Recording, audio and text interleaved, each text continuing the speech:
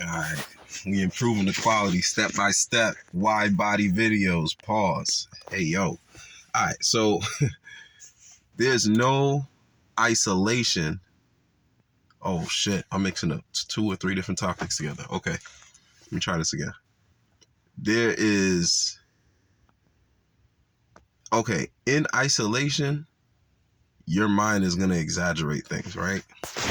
And so understand that how our ancestors were wired based on the choices they made to survive. Those who didn't exaggerate things tens of thousands of years, hundreds of thousands of years prior, they didn't make it.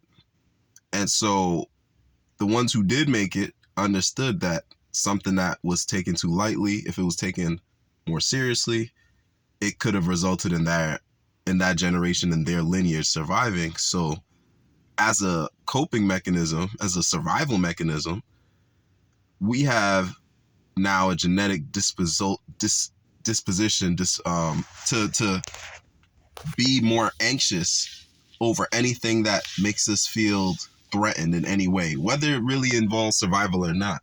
And so why this is tricky is because sometimes the anxiety is fully due for, oh my, okay. Just thought I saw a massive rat running, but nah, it was just trash blowing. Yeah, I'm traumatized with them rodents, man. I ain't trying to see that shit. We might think, hey, look, that was an anxious response right there.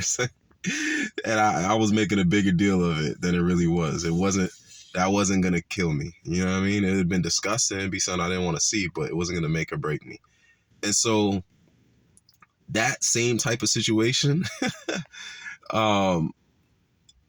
we do that a lot in isolation. When we're by ourselves, if we're going through any kind of negativity in our lives, we tend to exaggerate it in isolation. And a lot of it is because we don't have someone to bounce what we're thinking off of. And so then we end up being dramatic. And so then we end up, thinking our situation's worse than it really is. And so honestly, the best way to deal with that is just not be isolated.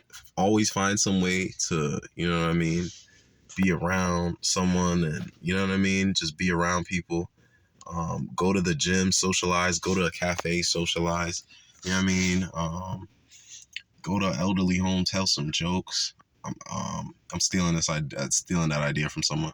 Go on a date with a woman that you don't find attractive, or even if you find her attractive, that you're just not mentally and emotionally into.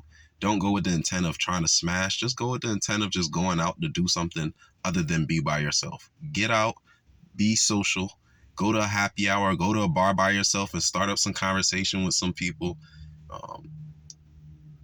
It'll help ground you and help you realize like what you think is as big of a deal in your head really isn't. Join a social club based on interests, do fencing, do salsa, do something, a book club, a board game club, you know what I mean? Play Twister, do something, you know what I mean? And you'll start to realize like, yo, what I was making a big deal of really isn't that big a deal. And so de-escalating that exaggeration of what problems you're thinking in your head, it'll help you ground yourself and help you think a lot more clearly and be a lot more stable.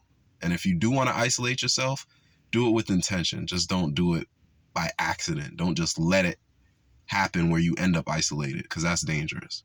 It's definitely positive to be in isolation, definitely positive to be in silence and hear yourself, but it should be thought out more than just a reaction.